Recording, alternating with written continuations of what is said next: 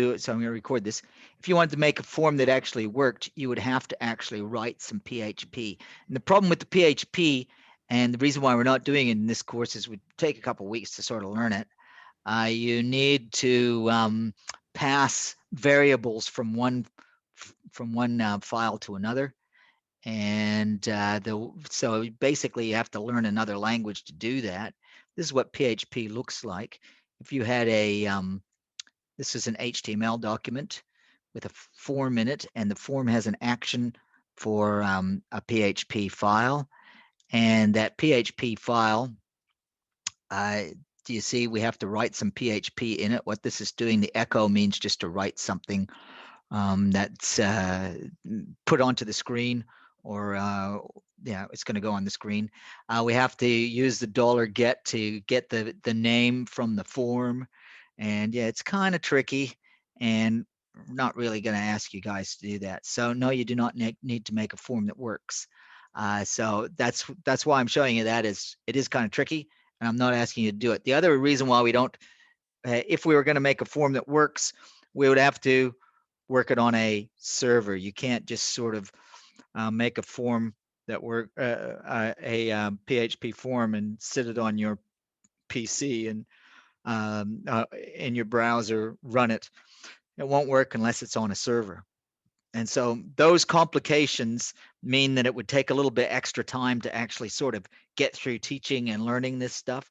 And so we're not actually sort of going to do it in this course, but that is something for you to look forward to in the next course. If you continue on with your software, you will definitely be doing some PHP and some JavaScript, etc. But just to show you what it is now, you can make a form where the action page, though it says PHP, just change that PHP to an HTML, and then create another HTML document and just put some hello world or something like that. But the problem with that is all the data that we put in here that goes into these names. These are names act like variables. You can't pass it over to another file unless you're using PHP. So that's why we need the PHP. So anyways, you can have a look at the PHP there. In order to, if you took this form and just, you could try and copy paste it, right? It's not going to run like that, is it? Because that's not an HTML document. So you'd have to sort of stick that into an HTML document. The HTML document's going to have a head and a body, whatever, and then you'll be able to make that form work. This is just some styling for it, and that's there. And I've given you that link. So I'm not really giving you a lot of extra work. That's just a little fun exercise to do. Shouldn't take a few minutes. But what I want you to do is actually sort of focus on your, and I don't see it there, but you should focus on your assignment. So if you look at, sorry, project is what I meant. If you look in the assessments, you'll see that I see that most people have actually, well, more than half the class has done their deliverable for the CSS desktop.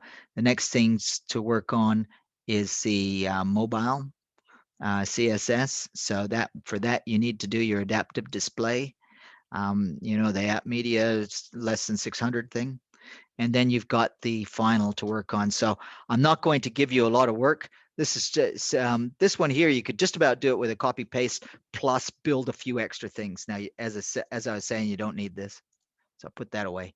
Yeah, if you can take this one, which I've given you, stick that into a Word document, and kind of see if you can make that work. Should only take a couple minutes. All right. You don't need that. It's a different class, and so is that. So, any questions on what you guys need to be doing? I think that was the other class too. Kind of, all right. Very quiet. No, it's not compulsory. So just answering that question again.